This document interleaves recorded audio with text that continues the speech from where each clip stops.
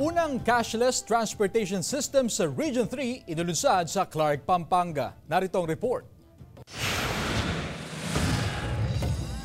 Formal nang inilunsad ang cashless bus transportation system sa gitnang Luzon. Tinawag itong Clark Loop na layong mapabilis, gawing hassle-free at high-tech ang transportasyon sa loob ng Clark Freeport Zone sa Pampanga. Ayon sa LTFRB, ito ang kauna-unahang cashless system sa Region 3 na lubos na makatutulong para mabuti ang transportasyon para sa mga manggagawa ng mga locators sa Clark. Mukhang ito pa lang, and it would be nice that this becomes successful, become embraced by everybody, even our transportation sector, the cooperatives, benefits will be felt by our commuters. Nasa 10 Clark Loop buses ang inisyal na mag-ooperate sa loob ng Clark.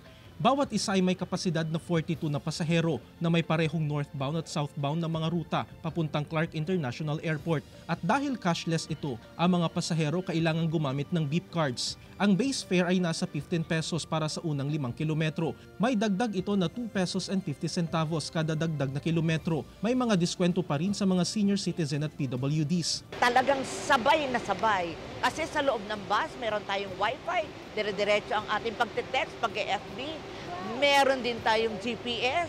Ang northbound route ng Clark Loop ay magkakaroon ng 25 stopovers. Magkakaroon din ng kabuuang schedule ang ruta ng Clark Loop. Jarek Pasilyao, 1 North Central Luzon.